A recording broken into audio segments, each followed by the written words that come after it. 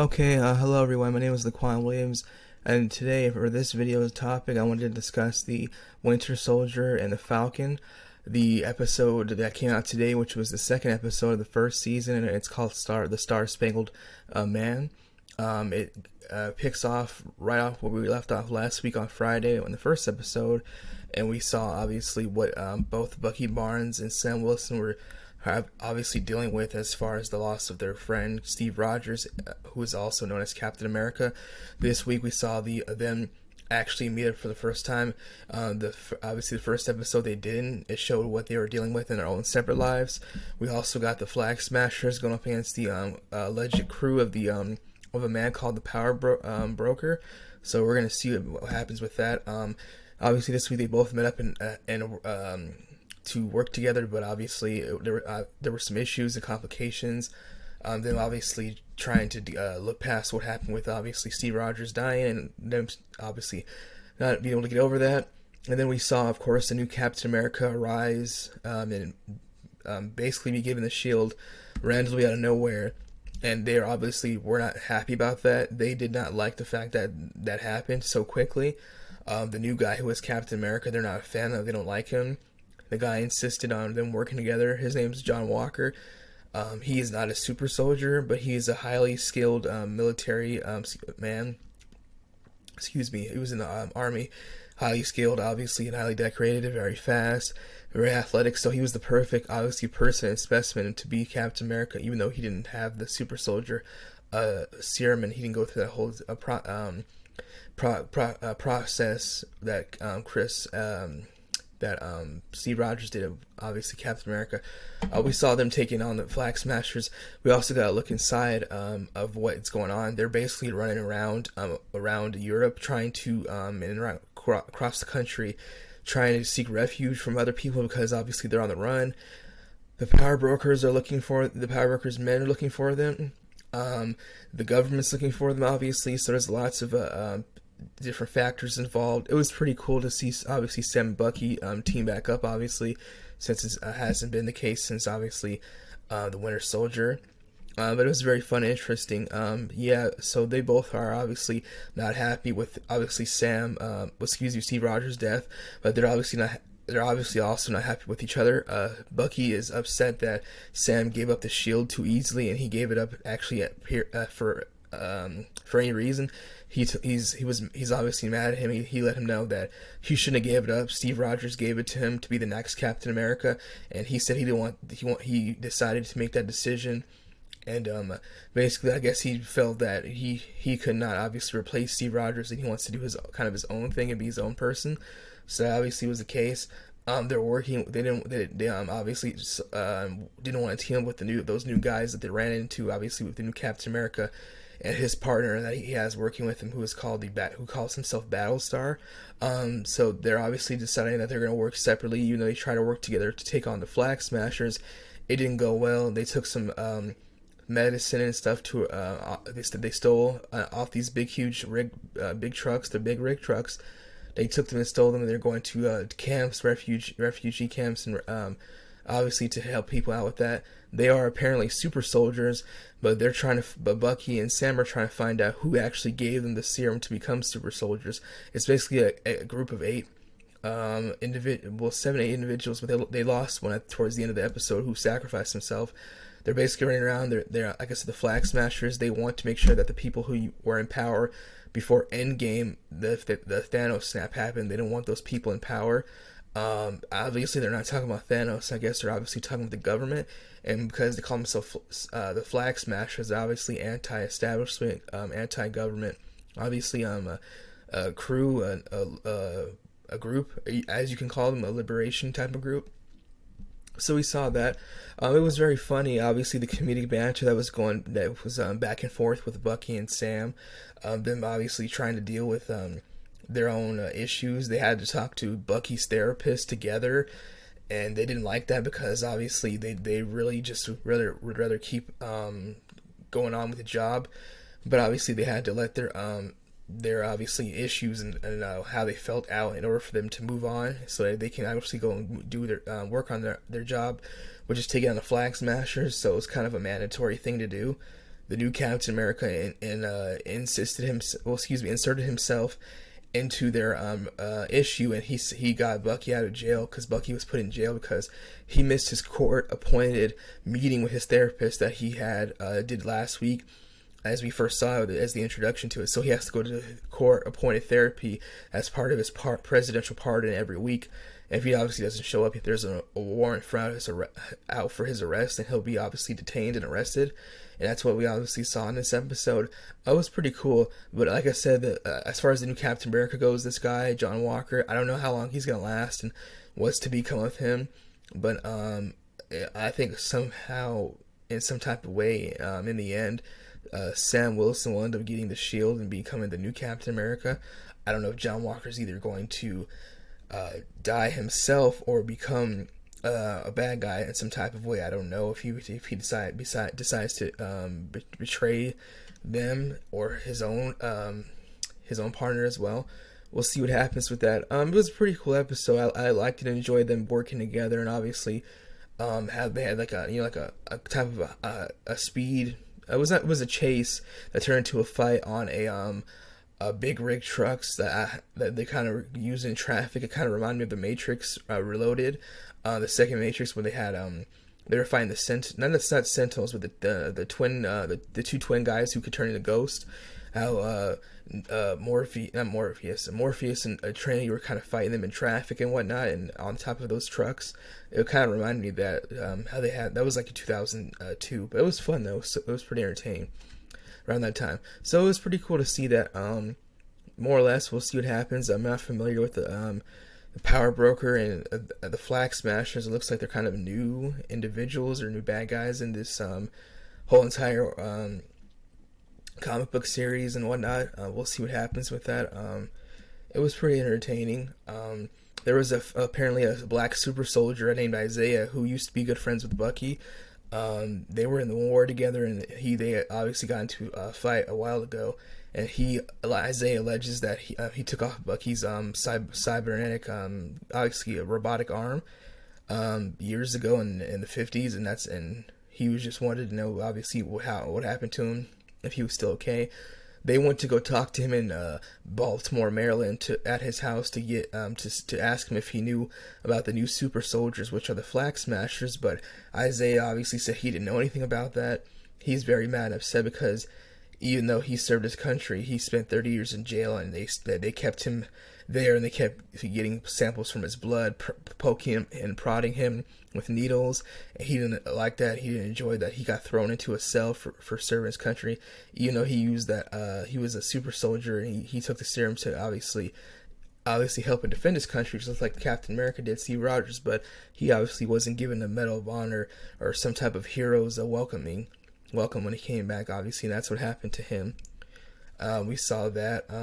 That was basically it. The new Captain America, obviously they don't like him, they can't get along with him, so they obviously came to an agreement that they were going to work separately. Captain America was going to work with his partner, while Bucky and Sam were going to work together. And the Captain America insisted that since they don't want Bucky and Sam don't want his help, he told them, it's best you just stay out of my way. Stay out of our way, and that's what's going on right now. So on this article on Gizmodo.com, it's talking about how on the Falcon and Winter Soldier, the struggle to deal with Captain America's legacy is real.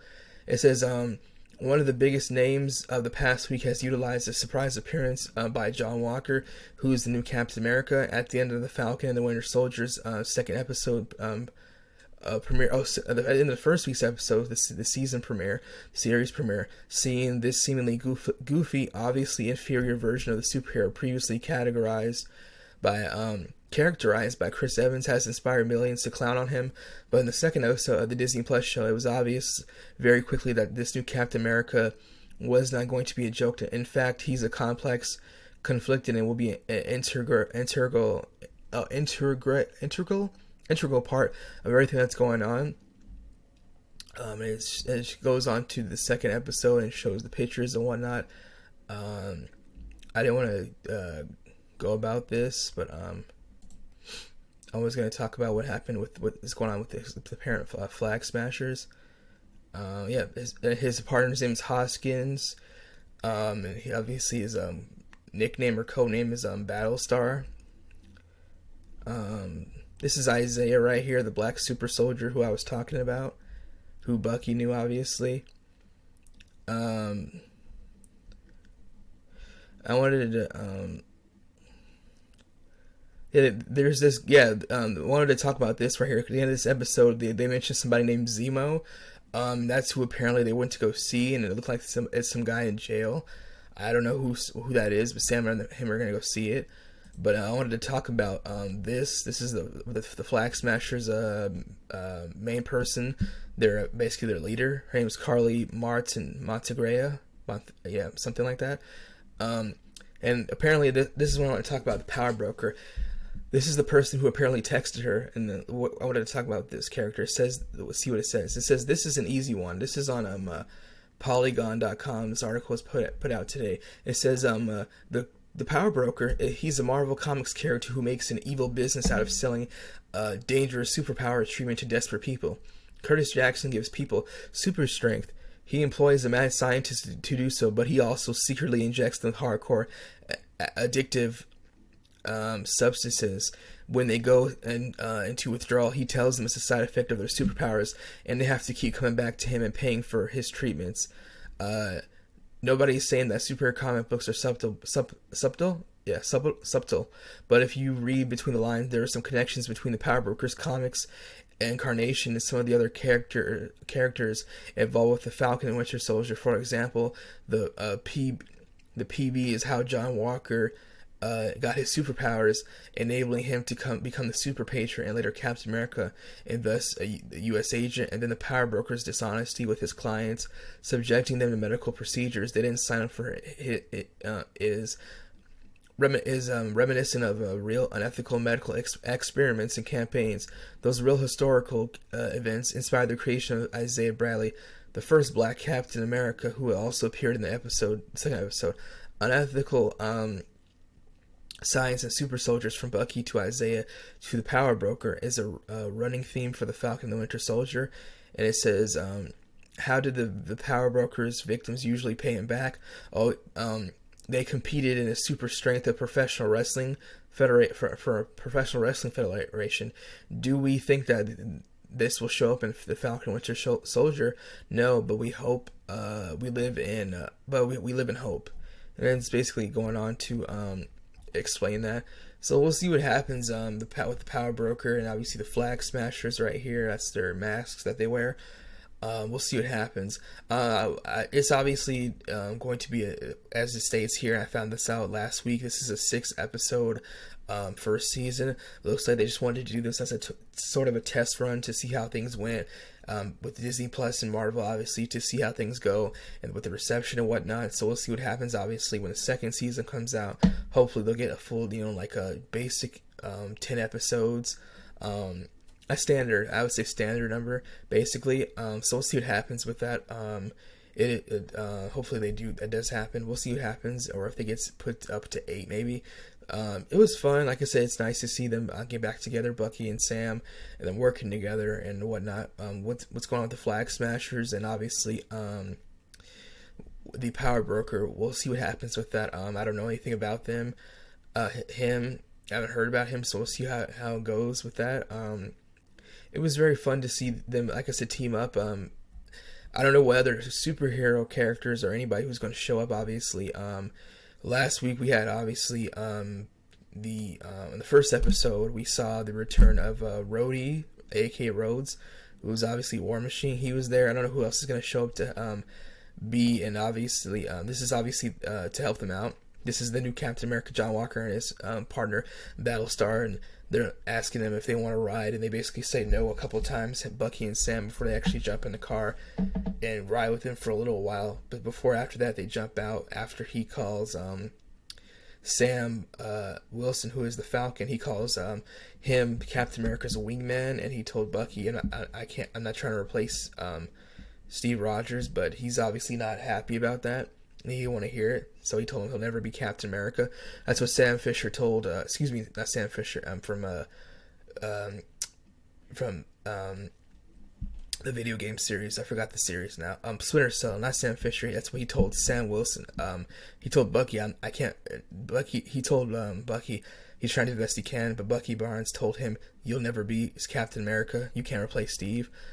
Sam told him, "Well, you just told me that I'm obviously the wingman to Captain America, so I'm out." So they left the car, and that's what happened. So they're not working together. That's not going to be the case. They're going to obviously cross paths and butt heads again very soon, obviously. So we'll see what happens with that, because they're all trying to take down the Flag Smashers, and so they're supposed to work towards the common goal. But that looks like that's not going to be the case. I don't know if Isaiah is going to be another person that they're going to talk to again, or will we see him again? It's possible. I don't know, maybe, but I don't know. It could be, but what's the possibility? But we'll see what happens with that and the Flag Smashers, how they catch up to them and whatnot, because obviously they got a couple hackers in their group. They're getting help from people, and obviously they're trying to they're trying to obviously make sure that they can stay on the run for as long as they can. So we'll see what happens with that. That's all I have to say about this. For this, this is my review. Obviously, I thought this was very good. It's obviously about I'd say 20% better than last week's episode. It's nice to see them team up. We'll see what happens when they fight the Flag Smashers again in another setting. Obviously, they're going around the world and whatnot, trying to take them down. It was cool. This week's episode was nice. I don't know why, like I said, they decided it was 6 episodes instead of 10, but we'll see what happens with that. And obviously, the low-key show that comes out soon in Moon Knight, will they all obviously be around there, or will they be standard 10 episodes? We'll see what happens. Thank you again for watching. If you haven't seen the show, or if you're interested, let me know. If you don't want to see it because you're more interested in seeing low-key, or if you're obviously you're more interested in waiting to see how Moon Knight is, and obviously the low-key solo show on Disney Plus as well, let me know. I did get that HBO Max as well to see obviously the other shows that they have on there, like obviously, and movies and whatnot, such as the Mortal Kombat movie, the Justice League, the Snyder Cut, the upcoming Suicide Squad movie that I'm going to be talking about, which is the reboot, but still a sequel, still in a way. I guess you can say that, but we'll see what happens with that. Thank you again for watching. That's all I have to say in regards to this week's episode of The Falcon and Winter Soldier. It was the second episode for the first season. This episode is called The Star-Spangled Man. It's going to be out every Friday. That's what it looks like. If the episodes on Disney Plus, they put them out one by one. They don't do how Netflix does, which is put all the episodes out in a batch and allow people to binge watch it, which is something that people like myself prefer to do, because we do that a lot. I've done that with lots of different shows, but that's not going to be the case with this. Hulu does the same too as well. So we'll see what happens with that. Thank you again for watching. That's all I have to say. Thanks again. Bye.